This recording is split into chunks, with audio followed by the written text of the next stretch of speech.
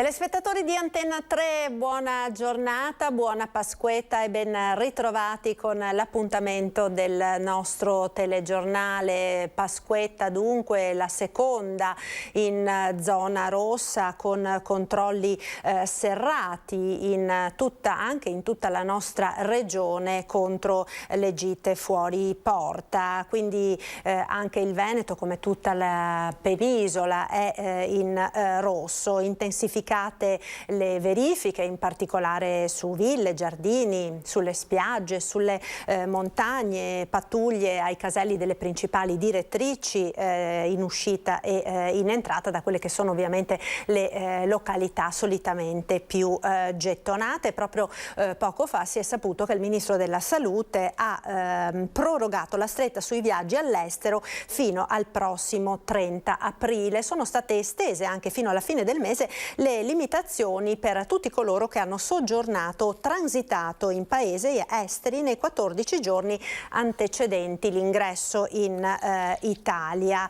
Da domani, lo sappiamo, tornano i colori e il Veneto, appunto la nostra regione, tornerà in arancione. Dicevamo quindi un lunedì di Pasquetta all'insegna dei controlli. Per fare il punto in provincia di Treviso ci colleghiamo con la sala operativa dei Carabinieri, dove c'è il tenente colonnello Marco Turrini, comandante del reparto operativo. Buongiorno.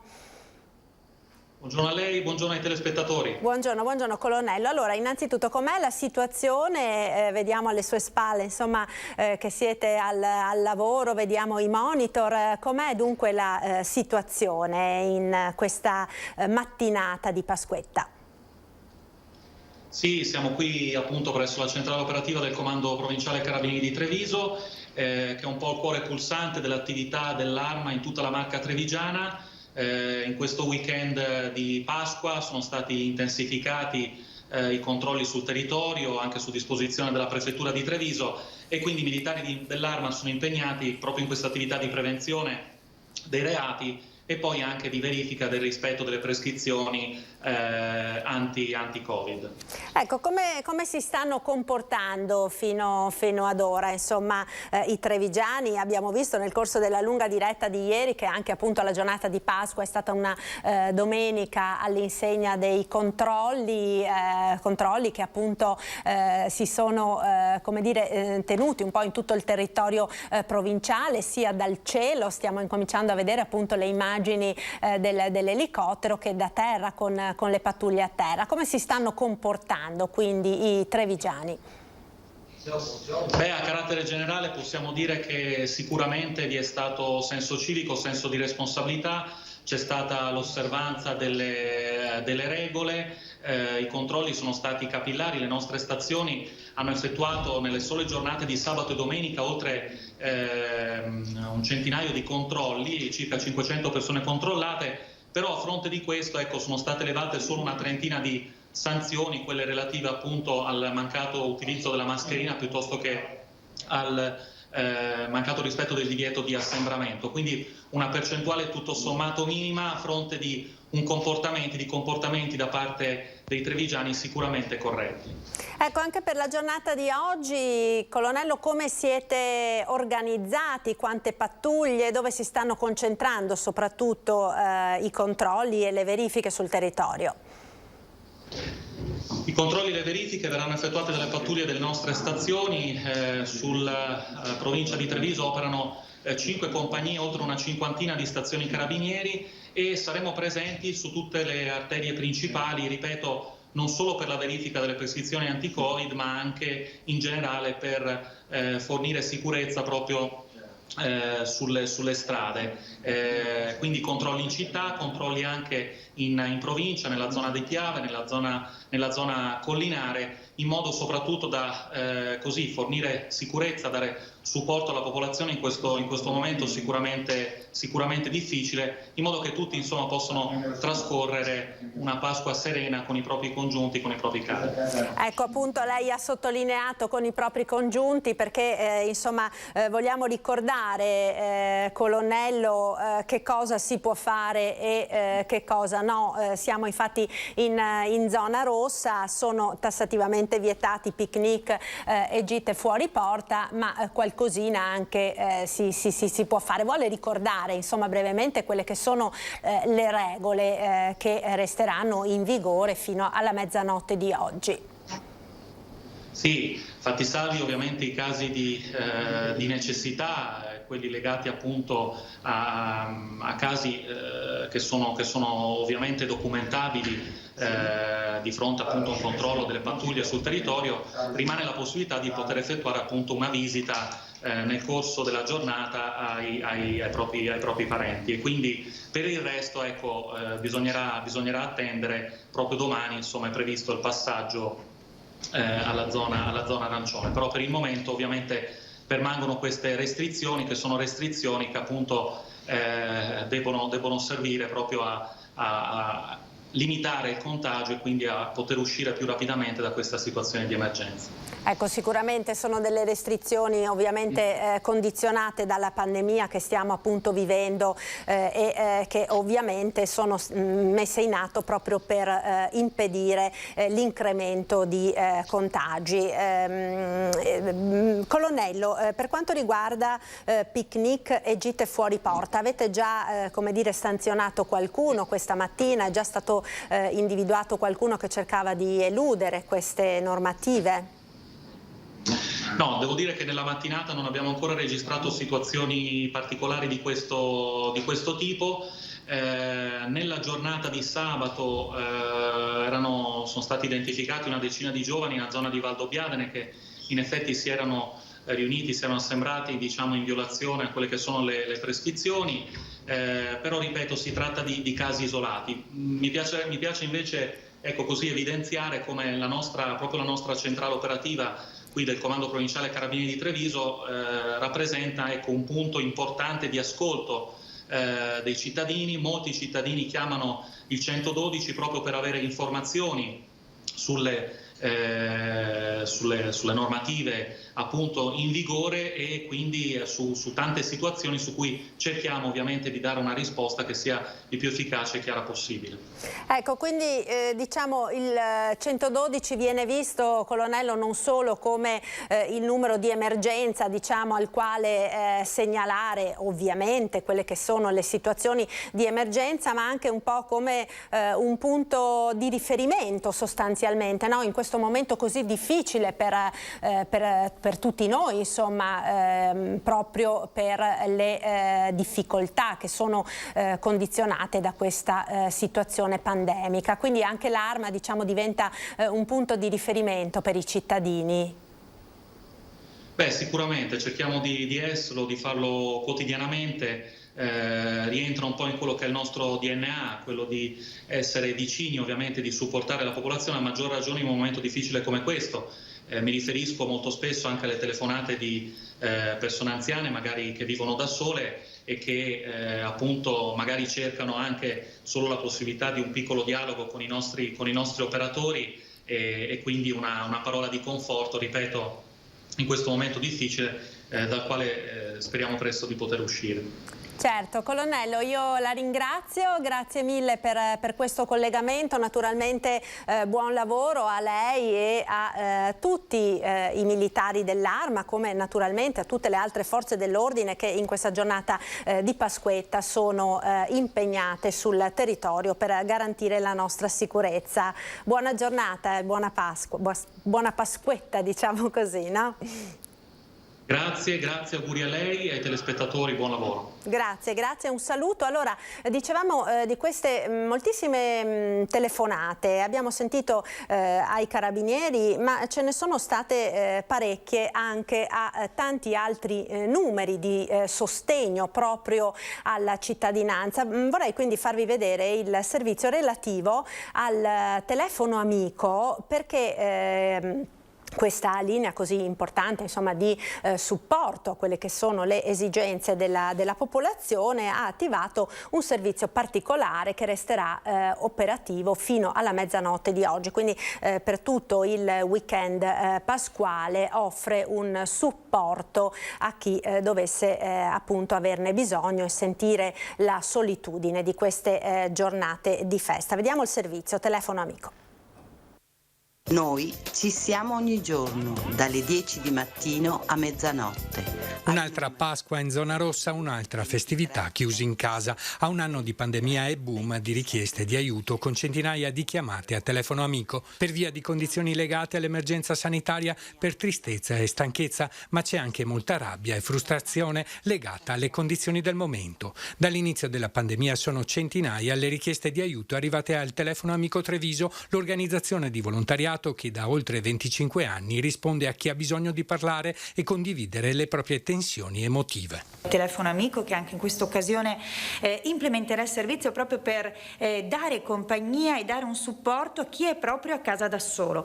Ma l'invito che rivolgo, vista anche la bella stagione, è quello di guardare oltre il proprio terrazzo e quindi di riuscire ad essere comunità avvicinandosi, se non fisicamente, facendo una telefonata in più o un pensiero alle persone che ci sono vicine. I volontari di Telefono Amico Treviso cercheranno dunque di andare incontro ai bisogni della comunità, offrendo un supporto psicologico anche a Pasqua, perché alle volte le festività possono divenire un momento critico per le persone in emergenza emotiva. E quest'anno per Pasqua saremo disponibili sempre dalle 10 di sabato 3 aprile alla mezzanotte di lunedì 5 aprile al numero 02 2327 2327. Buona Pasqua a ciascuno di noi.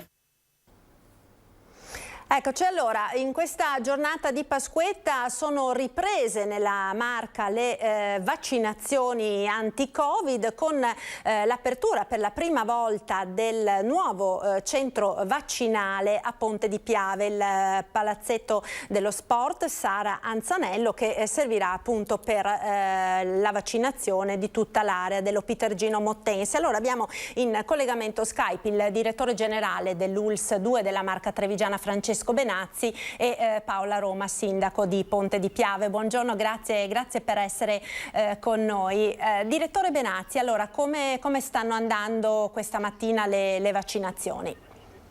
Sì, intanto buongiorno a tutti, ringrazio il sindaco Roma che vedo. Io sono in macchina e mi scuso perché quindi mi vedrete male che sto rientrando da Ponte di Piave. Ma la situazione è direi bellissima, perché io ho trovato, e ringrazio veramente il sindaco Roma, un palazzetto dello sport straordinario, bellissimo, ben organizzato il flusso delle persone, non c'erano code, devo dire gli spazi sono abbondanti all'interno e questo ci favorirà soprattutto sia nella stagione delle piogge, aprile, sia nella stagione del caldo, che vorrebbe dire maggio, giugno e luglio, perché saremo chiamati a continuare a fare vaccinazioni proprio per porre in sicurezza tutta la nostra popolazione della Marca Trevigiana. Quindi grazie ad ambienti come questi, che noi auspichiamo possano esserci anche altri, noi riusciremo veramente a fare vaccinazioni in sicurezza, ma soprattutto in ambienti confortevoli. Quindi grazie dottoressa Roma. Ecco, ha parlato appunto di questi nuovi ambienti, è di queste ore insomma la notizia che molto probabilmente verrà utilizzato prossimamente per l'area di Treviso la ex Pagnossin. Si era parlato dell'aeroporto, no, direttore Benazzi, ora vi siete orientati verso quest'area, vuole un po' spiegarci? Sì, ci siamo orientati verso quest'area per un motivo molto semplice. Ringrazio Damaso Zanardo per la disponibilità, perché noi ci auguriamo che questa pandemia finisca col bel tempo, quindi diciamo che per maggio ci sia libertà di movimento da parte dei trevigiani, che arriviamo in area gialla, quindi l'aeroporto finalmente potrà servire alla popolazione e quindi avere scali. Ecco, mettere in piedi un qualcosa per poi smontarlo nel giro di un mese, voi capite che è controproducente per l'organizzazione. Per cui ringrazio la disponibilità, in particolare il sindaco Conte del Canova e il presidente del Canova, ma ecco, Damaso Zanardo ci ha dato la possibilità di poter continuare col drive-in finché avremo vaccini o finché non finiremo di vaccinare la nostra popolazione, quindi per cui abbiamo fatto questa scelta. Ecco, quando si partirà allora con questo altro punto vaccinale? Se fosse per me, ma non vorrei mettere sotto stress troppo i miei collaboratori, già tra una settimana, 10 giorni. Comunque al massimo entro 15 giorni, ma dico al massimo perché credo martedì andiamo a vedere col dottor De Rui la location e poi ci attiviamo subito. Ecco, per quanto riguarda le dosi invece, direttore, come siamo messi? Perché insomma uno dei grossi problemi, il principale problema di questi giorni è proprio quello della disponibilità di dosi, tant'è che insomma ieri nella giornata di Pasqua avete dovuto sospendere le vaccinazioni, così come anche venerdì scorso proprio per mancanza di dosi. Sono arrivate finalmente? Sì, allora è arrivata AstraZeneca, era già arrivata Pfizer, arriverà mercoledì ancora Pfizer, quindi noi riusciamo a coprire sostanzialmente la popolazione con 5-6 mila dosi al giorno senza problemi in continuità. È chiaro che auspicabile, come dice giustamente il Presidente Zaia, è di arrivare per noi, intendo per la marca trevigiana, a 50.000 dosi alla settimana. Questo ci darebbe la possibilità di finire prestissimo, quindi mettere in copertura entro luglio tutti i nostri cittadini della marca e contemporaneamente poi partire con i richiami degli altri, per cui fare una campagna vaccinale in continuità ma anche con numerosità di dosi. Ecco, i contagi come stanno andando? Incrociamo le dita, no? Per questo weekend di Pasqua lei aveva lanciato proprio anche venerdì un appello ai cittadini affinché rispettassero tutte le regole, proprio perché il timore insomma, che si creino nuovi focolai è elevato, a maggior ragione insomma, in questo momento così delicato, no? Con la campagna vaccinale che sta decollando e con comunque il virus che ancora gira parecchio. Sì, allora diciamo che i contagi, ringraziando Dio, si stanno un po' riducendo e grazie anche ovviamente al lavoro mediatico che è stato fatto dalla Regione, ma degli stessi sindaci che ogni giorno continuano a dire ai loro cittadini stai attenti, distanziamenti eccetera. Continuiamo così, io sono convinto che se continuiamo così a rispettare le regole noi riusciamo veramente da arancione a diventare anche gialli velocemente, ma dipende da noi, non dipende da nessun altro. Il fatto che noi torniamo in area gialla e quindi torniamo a vivere dipende solo e esclusivamente dai nostri comportamenti. Quindi ecco, chiedo veramente a tutti di seguire questi comportamenti che vengono indicati quotidianamente grazie a voi dal Presidente Zaia ogni giorno nelle vostre televisioni, perché è fondamentale. Se è così torneremo in giallo velocissimamente. Direttore, io la ringrazio. Allora sappiamo insomma che ha una giornata densa di appuntamenti, quella di oggi, nonostante sia un giorno festivo, il lavoro insomma non manca. Grazie, allora, grazie direttore Benazzi per essere stato con noi. Buona giornata. Grazie a voi, saluto la dottoressa Roma e grazie ancora. Grazie direttore. Grazie. Allora, Sindaco, allora ritorniamo al Palanzanello, no? È una giornata importante quella di oggi per Ponte di Piave, con l'inaugurazione e l'apertura insomma di questo nuovo Vax Point che servirà, no, per tutta l'area dello Pitergino Mottense. Sì, sicuramente ringrazio i colleghi, abbiamo voluto un momento insieme proprio perché qui, essendo un palazzetto dello sport, c'erano attività sportive. Io ringrazio i miei colleghi dello Pitergino Mottense perché con spirito veramente di collaborazione e solidarietà ci hanno aiutato a portare fuori le attività sportive e quindi a permettere di dare questa risposta.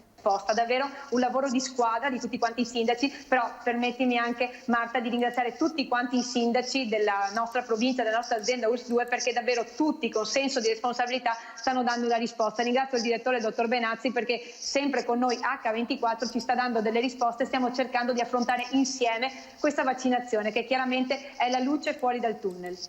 Certo, sicuramente. E per quanto riguarda diciamo gli spazi e le modalità, che cosa offre questo palazzetto? Insomma, no, finora si era andati a Oderzo, quindi per quest'area diciamo c'è una, ecco, stiamo vedendo anche nelle immagini, gli spazi sono davvero molto grandi, no? Sì, sicuramente è anche fuori l'area di attesa delle persone. Ringrazio gli sponsor che ci hanno dato una mano con la cantina Viticoltori Ponte, chiaramente permettono di attendere chiaramente il vario ingresso e poi di entrare successivamente nella fase di accettazione, poi la parte dell'anamnesi, la vaccinazione e l'attesa. Quindi è un passaggio diciamo di testimone da Oderzo a Ponte di Piave, sostanzialmente con numeri che appunto si spera, come richiede l'azienda sanitaria, possono incrementare, come chiaramente il Presidente Zaia auspicia rispetto al numero delle dosi di vaccino bacino che devono arrivare. Una macchina importante che vede impegnati molti volontari della Protezione Civile, dei Carabinieri in congedo, tutti insieme, ma soprattutto, ripeto, uno spirito di squadra che è necessario per far fronte rispetto al numero di dosi che appunto dovrebbero arrivare.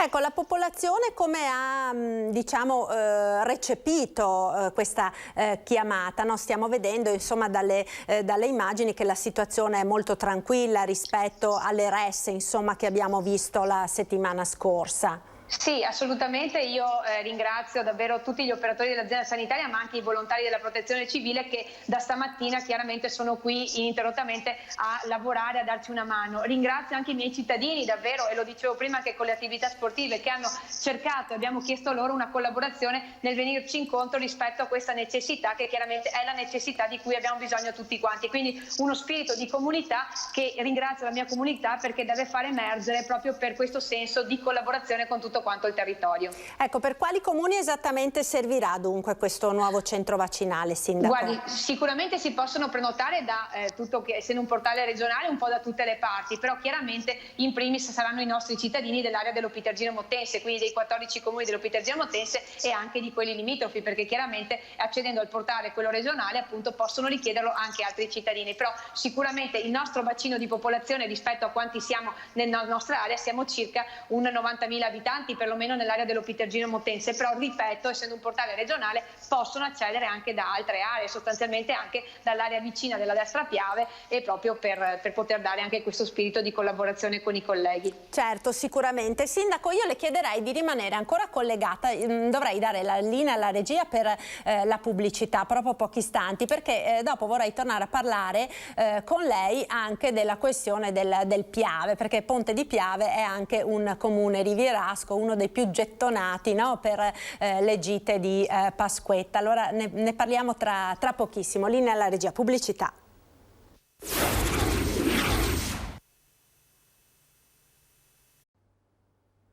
Eccoci nuovamente in diretta. Allora abbiamo ancora in collegamento la sindaca di Ponte di Piave, Paola Roma. Rieccoci nuovamente quindi in diretta. Dicevamo Ponte di Piave è uno dei comuni rivieraschi tra i più gettonati per la consueta gita di Pasquetta, che quest'anno per il secondo anno purtroppo non si può fare, e sappiamo insomma che la prefettura, l'abbiamo sentito prima anche nel collegamento con il colonnello Turrini dei Carabinieri di Treviso, ovviamente è vietato e c'è un rafforzamento dei controlli proprio per verificare il rispetto delle norme anti-Covid. Sindaco, quindi questa mattina, diciamo fino ad ora, com'è andata nel suo territorio comunale? Guardi, io davvero ringrazio le forze dell'ordine, e mi ricollego a quanto diceva lei, Marta, prima rispetto a quanto diceva il colonnello Turrini. Effettivamente stamattina con l'apporto sia loro ma anche della polizia locale, e dico negli scorsi giorni abbiamo anche emesso degli avvisi alla popolazione proprio perché erano vietate gli assembramenti anche nelle aree verdi attrezzate. Ieri giustamente voi avete mandato un bellissimo video in diretta quando avete fatto la ripresa anche sopra Ponte di Piave. Chiaramente il territorio si presta molto eventualmente a queste gite. Fortunatamente a stamattina è tutto sotto controllo. Io ringrazio davvero anche i volontari perché negli scorsi giorni hanno anche fatto un controllo peculiare delle varie aree dove solitamente succedeva, mettendo dei cartelli e tenendo monitorato che appunto non si andassero a creare delle situazioni in cui portavano anche chiaramente del legno per creare delle situazioni anche di modalità di ristoro che creavano ogni anno. Quindi al momento è sotto controllo e io ringrazio davvero le forze dell'ordine per la grandissima collaborazione che ci stanno dando. Ecco, quindi c'è anche la sua polizia locale al lavoro quest'oggi per controllare, perché insomma lo sappiamo, insomma l'area golenale del Piave, l'area del lungofiume, insomma è bellissima, ma insomma ricca di anfratti, di aree boschive, di zone dove magari è facile anche come dire nascondersi per picnic, feste e quant'altro.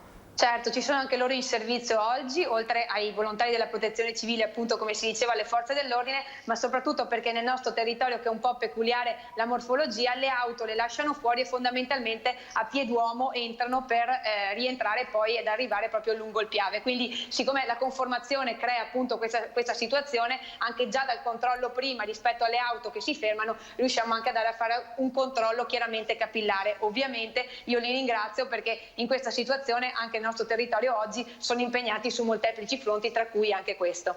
Ecco, c'è un appello, Sindaco, che lei vorrebbe, un messaggio diciamo che lei vorrebbe fare ai suoi cittadini, l'avete detto, no? Sono stati affissi anche dei cartelli, delle spiegazioni. Che cosa vorrebbe dire alle molte persone? Certo è difficile ed è dura rimanere a casa, oggi peraltro è una bellissima giornata di sole, anche se la temperatura insomma rispetto ai giorni passati è scesa, ma sicuramente insomma dopo tanti mesi trascorsi in casa invoglia chiaramente a stare all'aria aperta.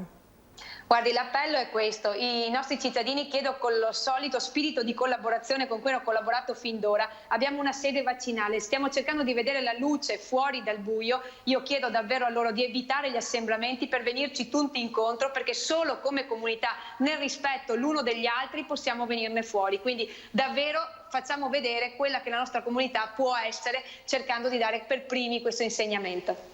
Sicuramente, io la ringrazio molto Sindaco per essere stata con noi. Sappiamo insomma che oggi è una giornata importante per il suo comune, anche perché, lo ripetiamo, è stato inaugurato questo nuovo centro vaccinale molto grande che speriamo proprio con l'arrivo di queste nuove forniture vaccinali di cui ci ha parlato poco fa il direttore generale dell'ULSS Benazzi prenda davvero a marciare a pieno ritmo, perché appunto è proprio solo con il vaccino che finalmente usciremo da questa situazione.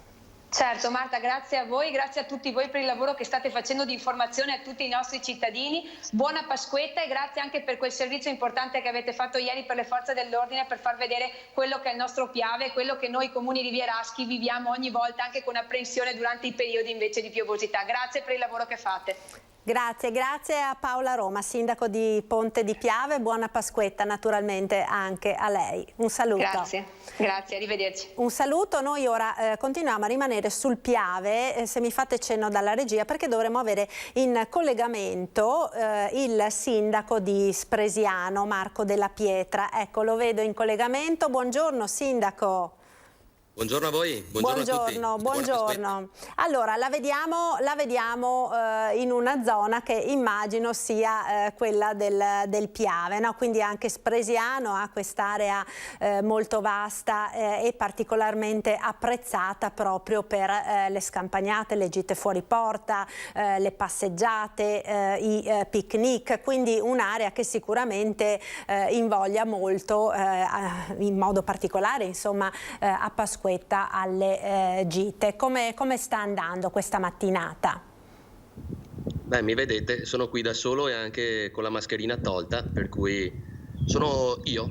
Devo dire che i cittadini e anche gli avventori magari degli altri paesi, tenendo conto che appunto siamo in zona rossa, si sono comportati molto bene. Noi abbiamo fatto i controlli esattamente come tutti i comuni rivieraschi, ma alla luce dei fatti forse non sarebbero nemmeno serviti, perché davvero si sono comportati tutti molto bene. Quindi io adesso sono nell'area picnic, è proprio il posto più gettonato, no? Sono seduto su una panchina e non c'è nessuno, sono io solo.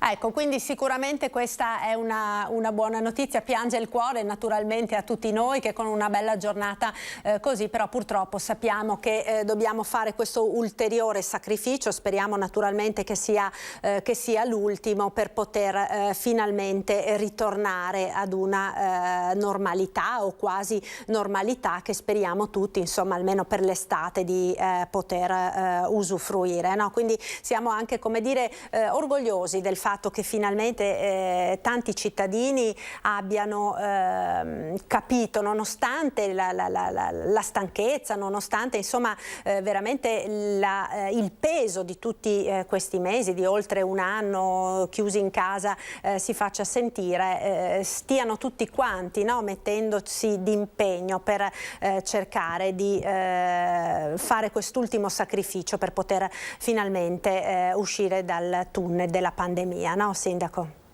Certo, il fatto è che bisogna davvero sperare che sia l'ultimo, perché anche l'anno scorso diciamo le stesse cose, e tra l'altro l'anno scorso eravamo in lockdown totale in questo periodo, quindi eravamo ancora più costretti, se vogliamo, no? Non c'erano nemmeno i pranzi l'anno scorso di Pasqua. Però davvero sì, speriamo sia l'ultimo, perché non so quanto ancora riusciremo a resistere in queste condizioni. Magari sto dicendo cose che vengono dette e ridette, però oggettivamente io vedo che c'è una stanchezza e veramente una disperazione ormai tra la gente che guai se non si dovesse tornare alla normalità entro l'estate. Credo che questa volta sarà davvero dura poi anche chiedere ancora sacrifici, perché ne stiamo facendo davvero molti, e adesso che si comincia a vedere la luce speriamo che poi davvero questa libertà ce la potremo riprendere, ecco, perché è incredibile. Poi dopo ci si rende anche conto di quanto fortunati forse eravamo prima, no? Io in particolar modo qui a Spresiano posso dire che aver avuto comunque questa zona qui a disposizione dei cittadini credo sia stata un toccasana, perché immagino i paesi che magari non hanno un posto così, un verde del genere che può anche essere sfruttato, no? Durante magari le zone arancioni, quelle un po' più così meno rigide, e quindi ecco, magari ci si rende anche conto di quanto fortunati si è ad essere a vivere in un territorio come il mio. Ecco, sicuramente, no? Probabilmente questa situazione, tutte queste restrizioni e i timori cambieranno anche la nostra vita dopo, perché forse riusciremo ad apprezzare diversamente tante piccole cose, no? In questo caso un'area picnic, un pranzo fuori porta che magari fino alla Pasqua di 2 anni fa ci sembrava la cosa più semplice e normale del mondo, senza andare in vacanza chissà dove, no? Adesso diventa una cosa irraggiungibile, quello che speriamo di poter tornare a fare con tutte le nostre forze, no? Sì, speriamo poi dopo anche questo periodo qua serva ad avere anche più rispetto di questo tipo di aree una volta che si tornerà ad usufruirne, perché è molto importante anche questo. Qui ci sono stati dei momenti in cui si veniva a far bisboccia e si lasciava tutto, no? Così, tutto sporco e tutto in giro. Mi auguro che quando si riprenderà l'attività ci sia anche più consapevolezza nel rispetto, ecco, di questa natura selvaggia. Io lo chiamo il piave spettenà, mi piace chiamarlo così perché non è tutto, no, tagliato, tutto coi ghirigori, ed è proprio il suo bello, ecco. Però bisogna avere rispetto per il piave spettenà, perché sennò dopo ci sarà un altro tipo, ecco, di sanzione, che dopo non ci tocchi venire a sanzionare, ecco, chi lascia l'ordura in giro. Sicuramente. Sindaco, riesci a alzare il telefono, il tablet, a farci un po' vedere? Sì. Perché tu pensi che io abbia il tablet? Oggi sono computer, cioè sono qua che veramente... è col computer, allora... Sì. Aspetta che te lo alzo, vediamo cosa riusciamo a fare. Comunque guarda, giusto per darvi un'idea del... Sì, vedete qualcosa? Sì, vediamo molto bene, la solitudine è proprio più assoluta, non c'è nessuno nemmeno che fa quel minimo di passeggiata che pure è consentito, no? Quindi davvero... Esatto. Ecco, Sindaco... Sono stupito di questa cosa, ecco. Pensavo di trovare un po' di persone quantomeno al passeggio, invece proprio zero, quindi bravi, devo fare i complimenti ai miei cittadini, assolutamente. Davvero, davvero sicuramente. Ecco Sindaco, lei prima accennava alla sensazione di stanchezza, alla difficoltà di questo momento, che insomma non è più un momento ma è veramente un periodo davvero molto lungo, del quale si comincia proprio a sentire il peso sempre più pesante, sempre più forte. E voi sindaci chiaramente siete da sempre in prima linea, no? Siete il primo riferimento delle istituzioni per i cittadini. In questo momento, diciamo, come lei avverte il sentire della popolazione? Che cosa state cercando di fare come sindaci per venire incontro alle nuove esigenze che si sono create? Ma allora, verissimo quello che dici.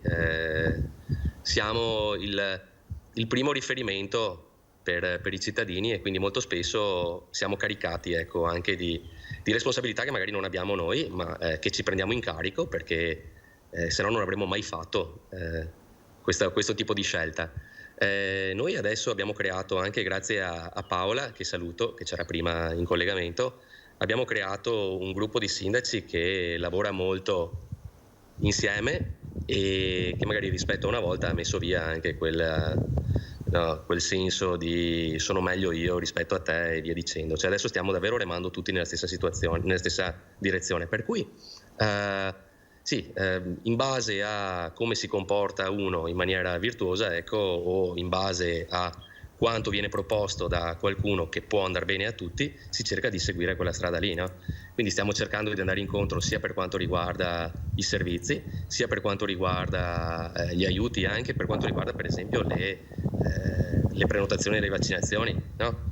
Dico la prima cosa che mi viene in mente, ma cerchiamo, ecco, di essere molto vicini ai nostri cittadini e anche poi di magari dare una mano anche a livello economico per quanto si possa, perché sapete bene che non è neanche così semplice. Ecco, l'anno scorso abbiamo fatto degli interventi una tantum che hanno sicuramente aiutato, ma gli interventi una tantum si chiamano così proprio perché non possono venire ripetuti se non per poche volte. Ecco. Quindi sarebbe una volta sola, ma in realtà vabbè, ok, possiamo anche darci una ripetizione, no, per più volte. È chiaro che però non lo puoi rendere un servizio strutturato, ecco, quando vai a dare una mano dal punto di vista economico è difficile che venga ripetuto ogni anno, però ci stiamo dando da fare. Poi permettetemi anche oggi di ringraziare, e questo credo che sia una cosa piuttosto generale, di ringraziare tutti i volontari, la protezione civile, noi anche i carabinieri abbiamo avuto impegnati sul territorio e anche le nostre squadre, perché molto spesso ci mettiamo noi proprio in prima persona a fare il controllo del territorio ed andare, ecco, anche casa per casa magari a invitare come si dice, quei pensionati e quelle persone che non riescono a andare a vaccinarsi magari, no? Quindi lo facciamo noi in prima persona. Certo, lo sappiamo che tutti i sindaci, no, sono stati coinvolti proprio in prima persona, in modo particolare per le due grandi vaccinazioni, no, delle due classi 35 e 36, proprio per andare a chiamare quasi davvero casa per casa questi anziani. No? È stato proprio casa per casa. D'altronde non si poteva fare altrimenti, anche perché sennò davvero si sarebbe rischiato che qualcuno non avesse appreso, ecco, la notizia, però mi pare che sia andato tutto bene. Ecco. Sì, quindi fortunatamente sì, è andato davvero tutto bene. Speriamo insomma che esperimenti di questo tipo possano essere ripetuti anche per altre persone. Sindaco, io la ringrazio davvero per essere stato con noi e per averci fornito questo scorcio, diciamo, da Spresiano, dall'area picnic. Io sono fortunato oggi sono fortunato perché sono potuto venire qui a vedermi il Piave, e vederlo così credetemi che è anche molto suggestivo. Per cui... Immagino. Grazie allora e buona Pasquetta, grazie a Marco Della Pietra, sindaco di Spresiano. Un saluto, salve, grazie mille. Noi ora continuiamo a parlare di vaccinazioni perché nella giornata di oggi abbiamo visto appunto nel Trevigiano l'apertura di questo importante e grande centro vaccinale a Ponte di Piave.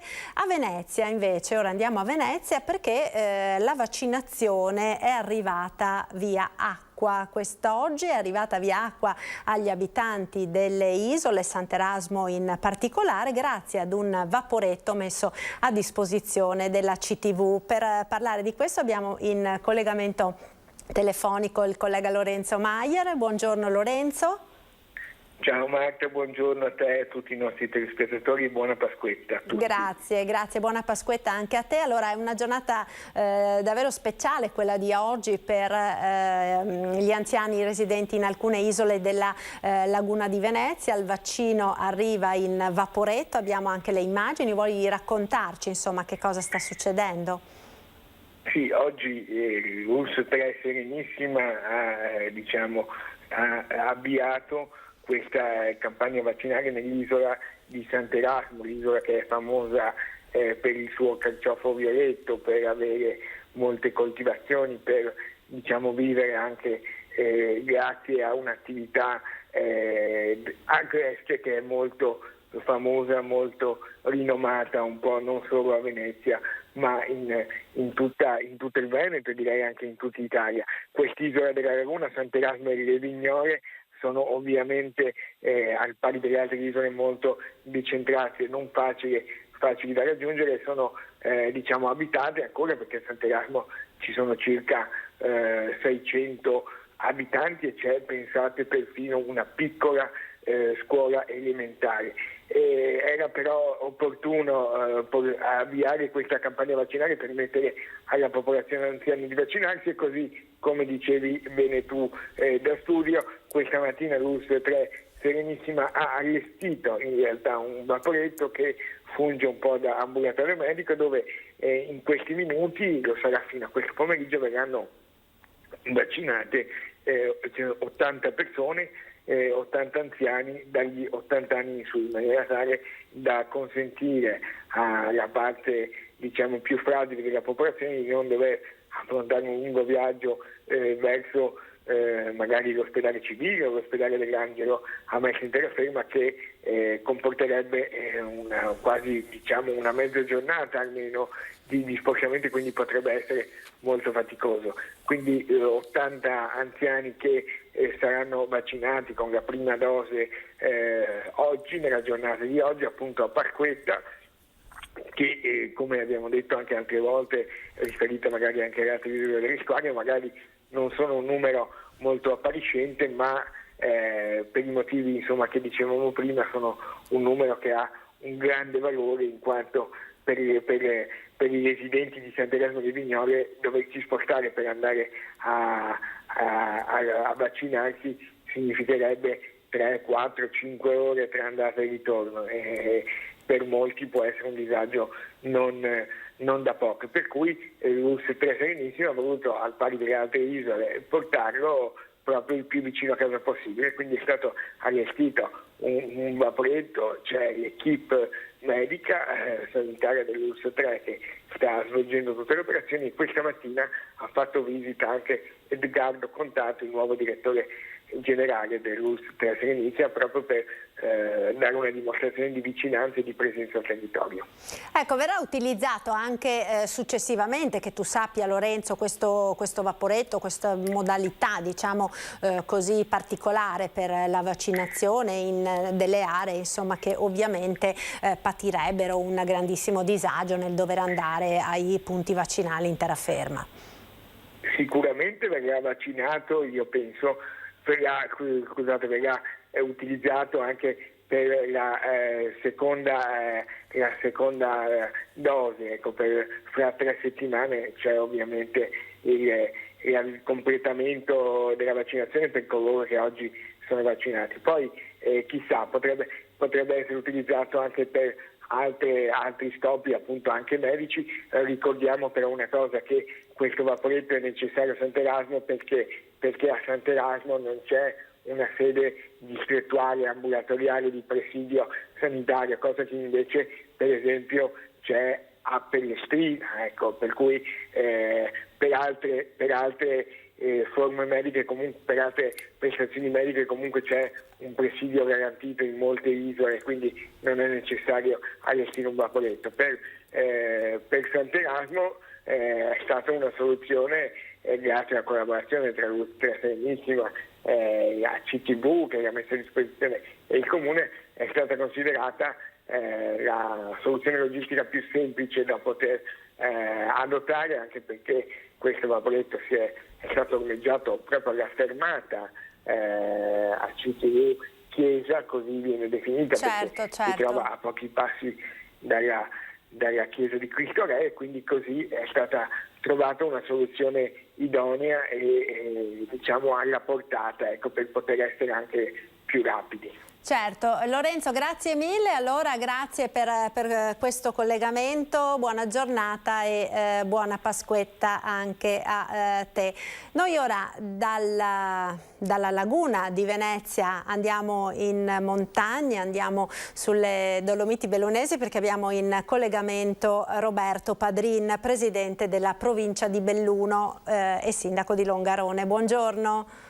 Buongiorno a voi. Buongiorno, buongiorno. Allora, abbiamo visto insomma nella laguna di Venezia come il vaccino sia arrivato quest'oggi in vaporetto agli anziani residenti in alcune isole, dove effettivamente insomma era davvero difficile e molto complicato insomma poter spostare queste persone per arrivare in terraferma. Situazioni di difficoltà si stanno verificando anche in montagna, dove magari paesi sperduti sulle montagne, soprattutto per quanto riguarda persone anziane, possono incontrare delle difficoltà. Come sta andando questa campagna vaccinale intanto? Questa mattina sono stato proprio in visita insieme al ministro Federico D'Incà proprio all'ospedale di Belluno, dove stavano effettuando, diciamo, il secondo richiamo a una serie di persone anziane, quindi completando il ciclo con la seconda dose. Quindi devo dire che tutto sta abbastanza procedendo. Secondo me c'è sempre ovviamente una grande richiesta di vaccini in questo periodo, e mi auguro che anche con l'arrivo del Johnson & Johnson, che dovrebbe essere fissata mi pare per il 19 di aprile, e l'aumento delle dosi anche degli altri vaccini, si possa, diciamo così, riuscire a pedalare il più possibile in modo da garantire la vaccinazione a più persone. Devo dire che qui sono stati creati 4 postazioni direi quasi fisse, quella di Belluno, dell'ospedale di Feltre, di Tai di Cadore e di Agordo, dove attraverso questo sistema del drive-in, che è abbastanza ormai consolidato qui in provincia, e mi pare che sia stato esportato un po' in tutto il resto del Veneto, con il professor Sandro Cinquetti, diciamo che stiamo procedendo molto bene, con circa una media, mi parlava prima insieme al direttore generale, di circa 2000 dosi al giorno, e che è un numero sicuramente consistente. Dopodiché abbiamo anche la disponibilità da parte di medici di base, abbiamo fatto già delle esperienze interessanti, ad esempio a Borgo Valbelluno, l'ho fatta anch'io a Longarone il sabato della settimana scorsa, a Ponte nelle Alpi. Insomma, ci stiamo muovendo anche come sindaci con i medici di base per cercare di velocizzare il più possibile questa vaccinazione, che ormai sembra essere, anzi io ne sono profondamente convinto, l'unica strada percorribile per combattere il coronavirus. Sicuramente, sicuramente. Abbiamo sentito poco fa dal collegamento che abbiamo avuto con l'ULSS, con il direttore generale dell'ULSS 2, questo appello insomma comunque a tutti i cittadini a fare la propria parte, a continuare a fare la propria parte, nonostante insomma la stanchezza di queste restrizioni e di tutta questa situazione insomma che dura ormai da oltre un anno. È importante perché proprio da noi, dai nostri comportamenti, oltre che ovviamente dal procedere della vaccinazione, dipenderà, no, il futuro di questi mesi, ed è importante non mollare proprio ora che ormai si comincia a vedere la fine con il procedere delle vaccinazioni. Purtroppo il virus ancora gira, e è questo insomma il motivo per il quale siamo quest'oggi in zona rossa e siamo chiusi in casa in questa seconda Pasquetta in lockdown. In montagna come sta andando, Presidente? Si era temuto anche un assalto alle seconde case, com'è invece la situazione? Intanto la situazione, devo dire che in base ai dati che mi sono stati un po' comunicati questa mattina, devo dire che si è abbassato molto quell'indice che di fatto un po' ci ha portato in zona rossa, e noi in provincia di Belluno in particolare un po' prima anche degli altri. Adesso è decisamente sotto quella soglia dei 250 su 100.000 abitanti, che era un po' il limite che era stato fissato dal governo. Siamo attorno al 160, quindi tutto sommato la situazione è sotto controllo. Parlavo proprio con il direttore generale della nostra ULSS, la dottoressa Carraro, che diciamo così abbiamo superato il picco di questa terza cosiddetta ondata e stiamo un po' scendendo, anche se devo dire che comunque ci sono ancora una decina di persone in terapia intensiva, abbiamo una settantina di persone ricoverate in aree Covid, quindi, e anche persone abbastanza giovani, quindi devo dire che queste varianti che stanno portando avanti, che purtroppo ci sono, stanno anche riguardando non solo persone anziane ma persone anche di un'età più giovane. Questo sicuramente ci deve preoccupare e rendere anche maggiore l'attenzione possibile sulle restrizioni da seguire. Per quanto riguarda le seconde case, devo dire che l'assalto che forse c'era stato paventato non l'abbiamo un po' percepito, devo dire, in questa Pasqua e Pasquetta. Devo un po' cercare anche da questo punto di vista, dobbiamo trovare sempre il giusto equilibrio delle cose e non da un lato condannare e dall'altro aprire le porte, nel senso che comunque le persone che vengono nelle seconde case, visto che comunque possono raggiungerle, devono seguire come tutti noi dei comportamenti di rispetto delle regole, e quindi da questo punto di vista non voglio neanche pensare, insomma, che vengano in montagna per non osservare le regole. Quindi da questo punto di vista mi auguro veramente che tutto possa essere rispettato.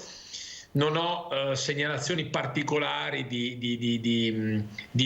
difficoltà o di gravità, devo dire la sincera verità, quindi tutto sta procedendo. Anche a livello di traffico mi pare che la situazione sia abbastanza sotto controllo e migliore rispetto a diversi altri fine settimana anche di questo periodo invernale.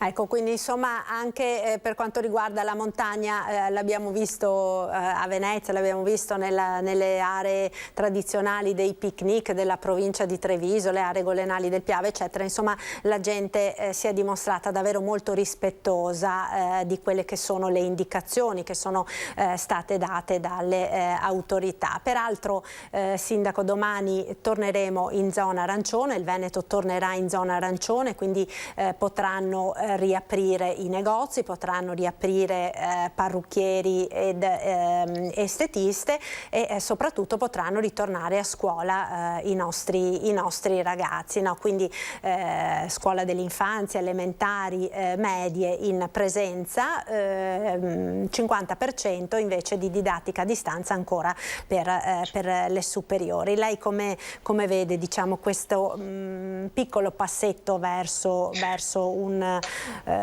ritorno a una parziale, insomma, molto parziale normalità? Ma devo dire che il periodo è veramente duro e lo stiamo percependo anche quotidianamente. In alcuni casi trovo diverse persone esasperate da una situazione che ovviamente sta prolungandosi nel tempo ormai da più di un anno, a parte quella, diciamo così, finestra di un paio di mesi estivi dove insomma le cose sembravano tornare alla normalità, e poi purtroppo siamo ritornati dentro questa pandemia. Devo dire che ci sono delle categorie che stanno soffrendo molto e la chiusura dei negozi durante il periodo pasquale ha provocato, secondo me, dei danni economici ingenti a queste attività, e quindi mi auguro veramente che il decreto ristori possa essere riproposto in tempi molto rapidi e possa permettere a queste attività di avere almeno calmierate le perdite che stanno subendo in maniera consistente, per non parlare dei ristoranti, dei bar, delle attività più semplici, di servizi che purtroppo in questo momento pagano dazio più degli altri. Poi c'è il tema della scuola. È chiaro che la scuola a distanza è una scuola che non è scuola, e quindi ho visto diverse anche manifestazioni. Anche nel mio comune ci sono stati dei genitori che hanno affisso proprio al di fuori della scuola dei disegni da parte dei nostri bambini, che lamentavano questa mancanza di libertà che di fatto comincia a essere pesante. Quindi il ritorno alla scuola in presenza è un altro segnale estremamente positivo e mi auguro veramente che non si debba più chiudere la scuola mai più. E questa è una grande fiducia tra il vaccino, coloro i quali diciamo sono immunizzati di aver preso il Covid. A questo punto veramente dovrebbero esserci dei numeri che possano consentire ai nostri ragazzi, ai nostri bambini di frequentare la scuola come deve essere, perché questa socialità perduta, secondo me, potrebbe avere anche delle ripercussioni abbastanza pesanti nei confronti dei nostri bambini. E quindi è arrivato veramente il momento, purtroppo in ritardo, ma del resto se i numeri dicevano che c'era bisogno di una restrizione e una chiusura forzata, devo dire che in questo momento il ritorno alla scuola in presenza è un qualcosa di estremamente positivo e lo ripeto, mi auguro veramente che non si possa più tornare ad una chiusura delle scuole. Ed è quello che ci auguriamo tutti. Grazie a Roberto Padrin, sindaco di Longarone, presidente della provincia di Belluno, per essere stato con noi. Buona giornata. Grazie a voi, buona Pasquetta. Grazie, grazie. Allora noi ora andiamo in pubblicità per qualche istante, linea alla regia. A tra poco.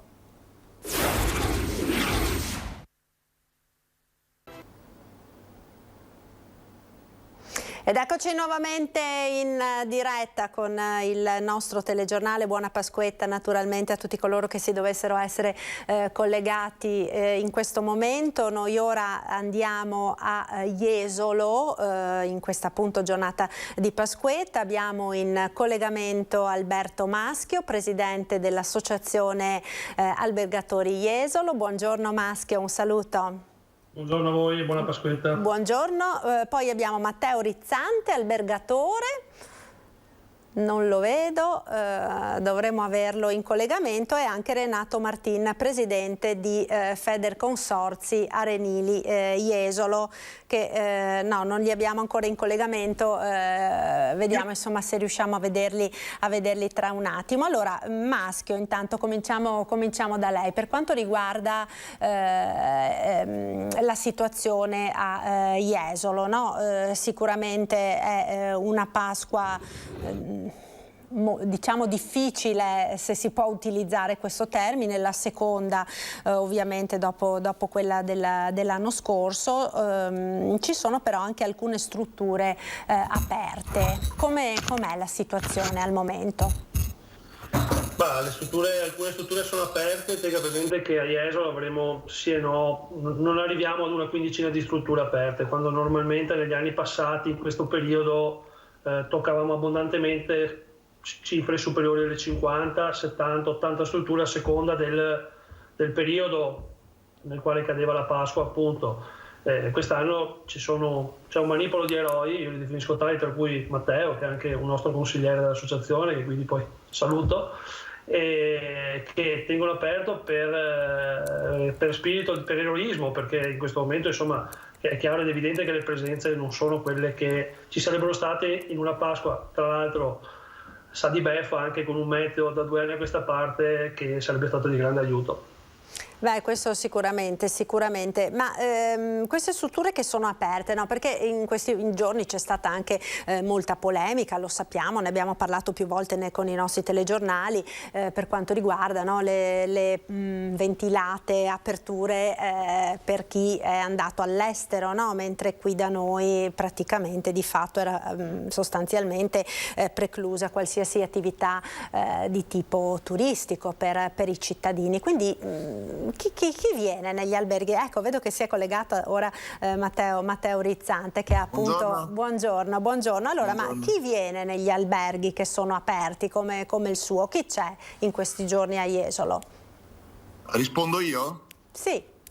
Allora, buongiorno a tutti innanzitutto, e ringrazio il Presidente per le belle parole che ha usato. Vengono fondamentalmente per motivi di lavoro, perché questa deve essere la motivazione per spostarsi. Vengono per cercare casa a Jesolo, perché questa è un'altra motivazione per spostarsi. Vengono per trovare un amico, perché questa è un'altra motivazione per spostarsi. Ecco, queste cose onestamente l'altro giorno mi hanno fatto un po' arrabbiare, e si sono accorti chi nel mondo dei social un po' mi conosce, perché ha fatto veramente come posso dire, malpensare sulla gestione che c'è stata su quella occasione che hanno avuto moltissimi di poter fare qualche giorno di vacanza tanto agognata e desiderata all'estero e non poterla fare in posti come i nostri, perché non sono l'unico, ma tutti gli hotel si sono attrezzati nel 2020 per garantire, come posso dire, il rispetto delle norme igienico-sanitarie. Avessimo avuto altre restrizioni ci saremmo adattati, nulla di tutto questo, semplicemente è stato più facile vietare di fare vacanza nelle nostre città. Dico città perché vale per Venezia, vale per Roma, vale per Jesolo, vale per la montagna. E questa cosa ci ha reso veramente la vita difficile. È successo a Natale e Capodanno con una restrizione fatta qualche giorno prima, è successo alla montagna non meno di 24 ore con una forbice di tempo incredibile e ha, come posso dire, gambizzato quel settore che stava aspettando di aprire per qualche giorno. Ed è successo qui, insomma, è vietato far vacanza da noi, ma si può andare alle Canarie. Ecco, questo ha fatto davvero infuriare un po' tutto il settore.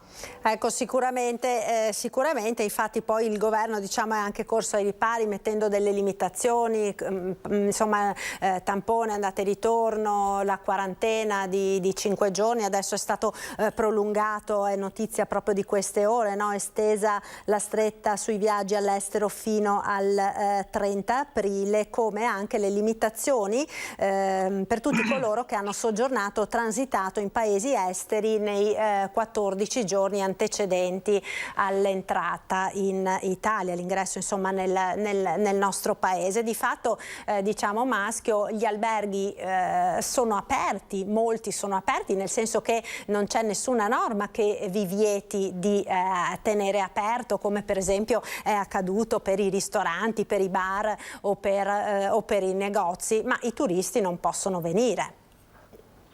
Sì, e mi conceda un passaggio facendo un piccolo passo indietro sulla presa in giro della pezza che hanno cercato di mettere sulla possibilità di viaggiare all'estero, di questa quarantena al rientro di 5 giorni, che qualcuno deve spiegarmi, deve farmi capire in cosa è contestualizzato questo lasso di tempo di 5 giorni, perché abbiamo sempre parlato che l'incubazione fosse almeno di 10-14 giorni, adesso ne facciamo 5 di quarantena, quindi fino ad oggi abbiamo fatto dei giorni in più che forse non servivano, o forse questa è una pezza che, come si suol dire, è peggio del buco. Però vabbè, preso atto di questo, scusatemi se ho fatto un passo indietro, ma è evidente che non ci hanno mai fatto chiudere fondamentalmente. Gli alberghi per certi aspetti sono quasi un servizio essenziale, no? Nella nostra comunità. Alcuni nostri colleghi stanno ospitando il personale medico che lavora nel Covid Hospital di Jesolo, l'hanno fatto in primavera scorsa, ma forse chiuderci rischiava di essere troppo costoso in qualche modo, no? Perché imporci la chiusura voleva dire forse garantire anche maggiori ristori rispetto anche lì alle prese in giro alle quali abbiamo assistito negli ultimi mesi, nell'ultimo anno. E quindi la bella domanda è che cosa pensano di fare del turismo, perché finalmente possiamo dire abbiamo un ministero dopo 30 anni che... Ecco, c'è qualche problema nel collegamento? Ne avevamo uno. Ah, ecco, sì, e ora la vediamo. No, si era bloccato il... Sì, c'è stato un... Probabilmente nella linea. Ecco, la vediamo e la sentiamo benissimo ora, prego. È Pasquetta anche per internet oggi. No, quindi sostanzialmente insomma sa di ennesima presa in giro, chi sta aprendo lo fa, ripeto, con la speranza di tenere in moto le macchine, di far lavorare anche i propri collaboratori, perché guardate, noi spesso apriamo in periodi dove è poco proficuo per noi, ma lo si fa per tenere in piedi tutto un tessuto di collaboratori preziosi per noi, perché eroghiamo servizi, quindi alla base di questi ci sono le persone, e i nostri collaboratori hanno come punto di riferimento noi per primi, e quindi con senso di grande responsabilità, con quella che viene definita insomma anche responsabilità di territorio in qualche modo abbiamo sempre dato risposta, certo che non possiamo tirare avanti in questo modo. Ecco, voi ora come vi state organizzando per la prossima stagione estiva? Intanto stanno arrivando delle prenotazioni, e poi con il personale come state facendo, insomma, con le assunzioni eccetera, perché sappiamo, insomma, che organizzare l'attività di un albergo non è che sia una cosa come un interruttore della luce, no? Che si accende dalla sera alla mattina. Ma guardi, normalmente per aprire una struttura alberghiera di medie dimensioni ci vogliono almeno 3 settimane, tanto per dare un ordine di grandezza. Noi ancora a febbraio abbiamo iniziato, guardando al futuro, realizzando il primo Job Day, Recruiting Day virtuale. Eravamo abituati a farlo in presenza, l'abbiamo fatto per la prima volta in maniera virtuale, devo dire anche con un grande successo, con 1 migliaio di candidati e circa 25 aziende che hanno partecipato facendo una quarantina di colloqui a testa al giorno, in una giornata. L'abbiamo fatto perché necessariamente dobbiamo guardare avanti, speriamo in una stagione che possa concretamente partire quanto prima e che ci dia delle risposte un tantino più soddisfacenti di quelle che sono state nel 2020, seppur va detto che sulla costa è andata, diciamo, un po' meno peggio forse che in altre località d'Italia, se penso appunto alla montagna quest'inverno, ma alle città d'arte che sono ferme completamente da un anno. Questo è lo spirito con il quale un imprenditore affronta il proprio lavoro e la propria professione, quindi bisogna necessariamente guardare avanti con fiducia e con un pizzico di sano ottimismo in questo caso, e in tal senso, insomma, il nostro lavoro va avanti così. Va detto che le prenotazioni stanno arrivando con il freno a mano tirato, devo dire. Io ho appena guardato, prima di collegarmi, una statistica sul nostro benchmark di Costa Veneta. Come Costa Veneta oggi il campione ci dà circa un 15% di prenotazioni inserite nel periodo che va da maggio a settembre, quindi numeri molto bassi per il periodo. Normalmente a questa fase avremmo il doppio, se non almeno il triplo delle prenotazioni in questo periodo ante-Covid, quindi è evidente che è ancora molto a rilento.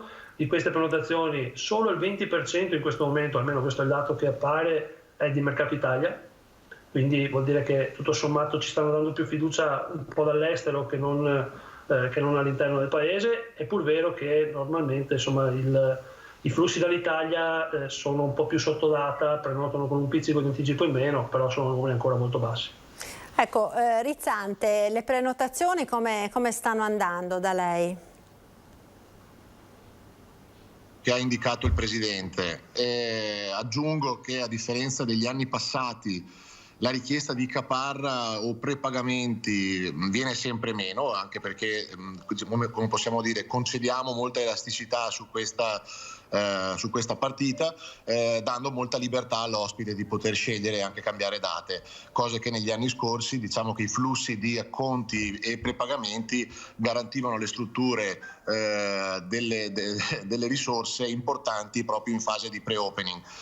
L'anno scorso, lasciamolo stare, comunque è stato traumatico, perché tutto ciò che era stato versato è stato stornato e quindi restituito agli ospiti, e quindi è stata veramente dura. Le prenotazioni stanno arrivando, siamo molto fiduciosi in una ripartenza. Nel momento in cui ci sarà secondo me molto più importante rispetto all'anno scorso. L'anno scorso l'apertura totale è stata dal 3 giugno in poi, diciamo che poi i flussi quasi regolari per la spiaggia sono arrivati a metà luglio. Conto di vedere già un giugno più importante nel momento in cui ci sarà un via libera. Ecco, questa è la situazione. Certo, ed è quello che speriamo tutti, naturalmente, anche perché significherà, insomma, che finalmente si vedono i risultati della campagna vaccinale e degli sforzi, insomma, no, che tutti stiamo facendo. Vedo che intanto si è collegato Renato Martin, presidente di Federconsorzi Arenili Jesolo. Buona giornata Martin, grazie anche a lei per essere con noi. Sul fronte quindi della spiaggia, come vi state organizzando quest'anno? L'anno scorso ne abbiamo parlato tanto, è stata una fine di primavera con il metro, con tutte le situazioni, insomma, che abbiamo visto. Quest'anno come sarà? Con le app per le prenotazioni, eccetera, eccetera, no? Chiaramente la spiaggia in qualche modo sarà conseguente, sarà, diciamo, la situazione ricettiva negli alberghi, nei residence, quindi nella parte ex alberghiera. In linea di massima sarà più o meno organizzata come lo scorso anno, cioè se non cambiano all'ultimo momento le indicazioni dovrebbero rimanere i 12 metri quadri minimo per ogni piazzola, ogni posto ombrellone, e quindi mantenere un distanziamento sufficiente proprio per garantire il non avvicinamento, il non assembramento. La novità di quest'anno è che ci sarà probabilmente al 99%, adesso dobbiamo definire ancora con l'amministrazione pubblica comunale e regionale il protocollo esatto, ma ci sarà l'obbligo di prenotazione anche nelle aree libere. Lo scorso anno le prenotazioni erano obbligatorie nelle aree libere inserite all'interno dei consorzi, degli stabilimenti balneari. Quest'anno diciamo che sarà molto probabilmente obbligatoria la prenotazione anche sulle altre aree, quelle non all'interno dei consorzi, quindi degli stabilimenti balneari. Quindi sostanzialmente su tutto l'Arenile, insomma, no? Su tutto l'Arenile sì, proprio per vietare e fare a meno che si verifichino situazioni di assembramento, come purtroppo è successo in alcune situazioni lo scorso anno. Ci sarà appunto l'obbligo di utilizzare l'app che già l'anno scorso era stata sperimentata, quest'anno questa J-Beach app sarà implementata con ulteriori possibilità sia per maggiore rotazione all'interno degli stabilimenti balneari per tutti gli ombrelloni che rimarranno liberi, quindi chi aveva già l'ombrellone ma non può utilizzarlo perché è fuori esolo e quindi non ha la possibilità di utilizzarlo, può metterlo a disposizione attraverso questa app in modo tale che altre persone possano prenotare. E tutte le aree libere, quelle interne agli stabilimenti e quelle anche esterne, quindi quelle sulla parte diciamo fronte mare, l'idea è appunto quella di obbligare la prenotazione, utilizzando soprattutto l'applicazione, ma sarà possibile farlo anche sul posto, naturalmente per chi non ha la possibilità di prenotarlo direttamente online.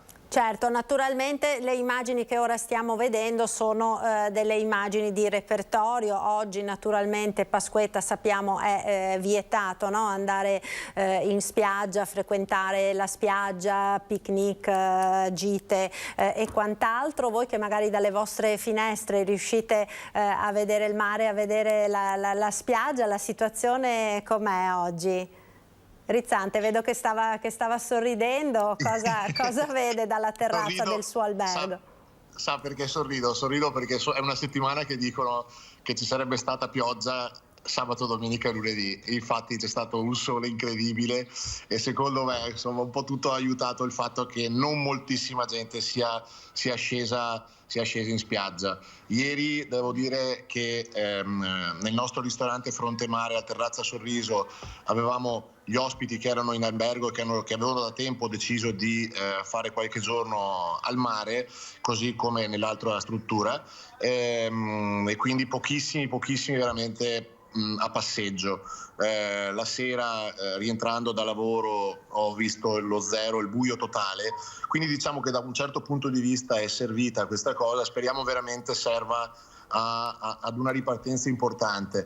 Oggi rientravo da Treviso per questioni di lavoro e un po' di flusso verso la spiaggia c'era, ma comunque molto molto limitato e va bene così, voglio dire, oggi erano giorni che bisognava un po' giocare di coscienza e la gente si è comportata diciamo bene da questo punto di vista.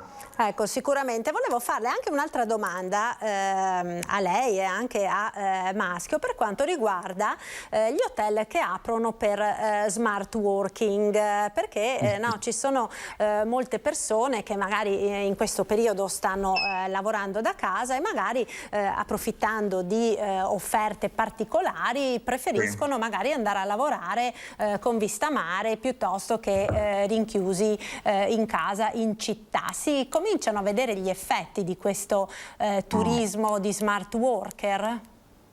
Io col J44, col nuovo 5 Stelle aperto appunto a dicembre in piena pandemia, perché era il 10 di dicembre quando abbiamo aperto, il 18 di dicembre quando siamo entrati in zona rossa, ho tentato di giocare tutte le carte. Avendo un wifi molto potente, ho tentato di convincere delle persone a venire a lavorare a Jesolo e usare questa idea che poteva essere vincente dal punto di vista anche, come posso dire, morale, no? Che comunque ci faceva star bene. Devo dire la verità, pochi lo usano. L'idea è quella che comunque stiamo in questo momento, come diceva il Presidente, garantendo un servizio a chi veramente a Jesolo si muove per lavoro, a chi veramente ci raggiunge per questi motivi che sono seri. L'idea di usare lo smart working per come posso dire, superare quelle che sono le normative ha lasciato il tempo che trova. Ecco, questo è il punto di vista mio. Ho 2 strutture aperte. Il target medio-alto, voglio dire, non ha funzionato. Non ha funzionato. Maschio, dal suo osservatorio, diciamo, ampio, potrebbe essere anche questo un modo, diciamo, futuro per ripensare le aperture degli alberghi, anche magari fuori stagione, anche in momenti nei quali c'è meno afflusso di turisti, diciamo, vacanzieri, no? Classici. Molti paesi lo stanno facendo, molti paesi stranieri, pensiamo alla Grecia, pensiamo alle Baleari, ad altri, no? Che stanno cercando di introdursi in questo nuovo mercato determinato ovviamente dal cambio di modalità lavorativa, ma che probabilmente continuerà anche dopo la pandemia, sicuramente per molte aziende. Ma guardi, credo che io sapevo dell'esperienza di Matteo e quello che ha appena ribadito, insomma, quindi forse è leggermente prematuro per certi aspetti. Va detto che in questo momento è necessario da parte di tutti comunque, e l'Italia, il Veneto, la Costa Veneta non potrà fare diversamente, è necessario riassettarsi su quelli che saranno un po' i nuovi flussi e le nuove dinamiche del turismo in generale.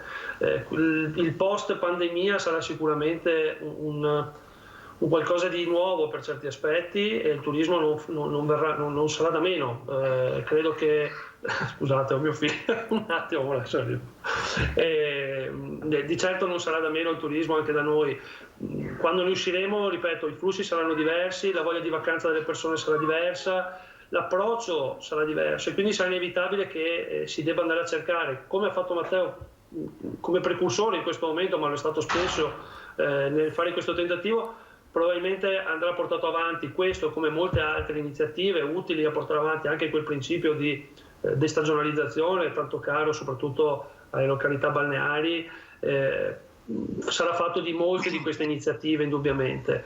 Ora, pensare che sarà la soluzione della bassa stagione, anche no, ma questo con un insieme di altre cose potrà essere senz'altro una di quelle componenti che creeranno i nuovi flussi del turismo. Va detto poi altresì che forse qualcuno inizia ad essersi stancato di questo smart working e quindi anche voglia di tornare in ufficio da quello che sento, perché poi quello che stiamo facendo per molti aspetti non è smart working ma è home working, perché lo si fa spesso a casa con i figli in DAD, con una situazione che non è quella ideale in realtà, o meglio quella da definizione di smart working vero e proprio. Certo. Però credo insomma che ci saranno delle novità.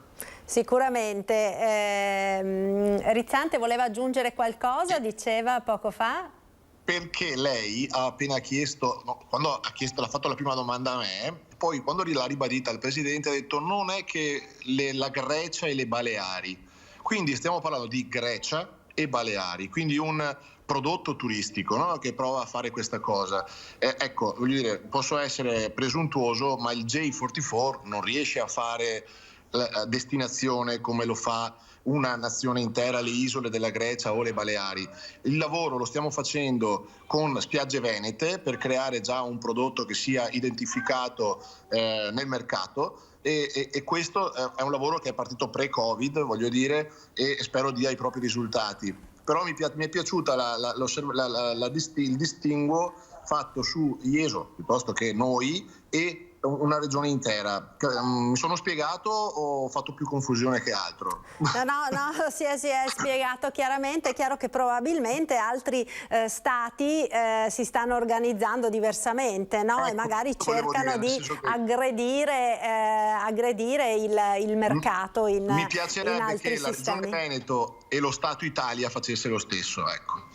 Certo, sicuramente. Io allora vi ringrazio per essere stati con noi quest'oggi, grazie dunque ad Alberto Maschio, a Renato Martin e a Matteo Rizzante per essere stati con noi. Buona Pasquetta naturalmente a voi, salutateci la spiaggia, voi che almeno la potete in qualche modo vedere. Noi ora siamo giunti al termine di questa edizione, io vi ringrazio per essere stati con noi, vi rinnovo l'appuntamento serale con il telegiornale di Treviso a partire dalle 19:30. Come sempre in chiusura ci salutiamo dando uno sguardo alle previsioni del tempo con il nostro meteo. Arrivederci.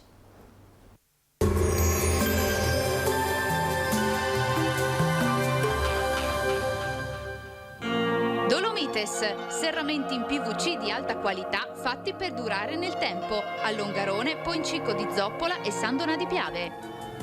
Bentrovati al meteo. Clima più fresco e tempo via via più instabile. Trascorrerà così la Pasquetta, anche quest'anno tra divieti e restrizioni, ma insomma in giornata il contesto meteorologico non sarà poi così male. Vediamo la situazione nel dettaglio.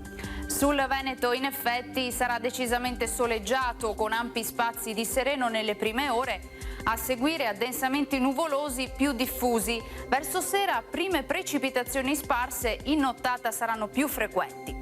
Temperature in ulteriore lieve calo, minime comprese tra i 2 e i 6 gradi, valori massimi invece tra i 14 e i 18 gradi all'incirca.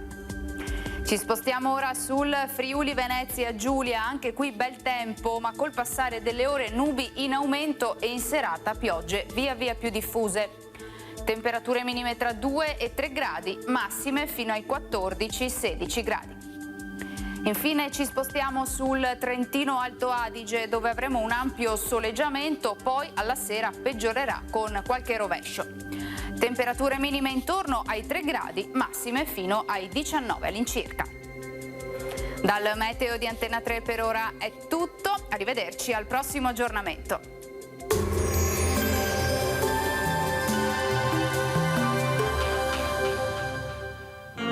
Dolomites, serramenti in PVC di alta qualità fatti per durare nel tempo a Longarone, Poncico di Zoppola e San Donà di Piave.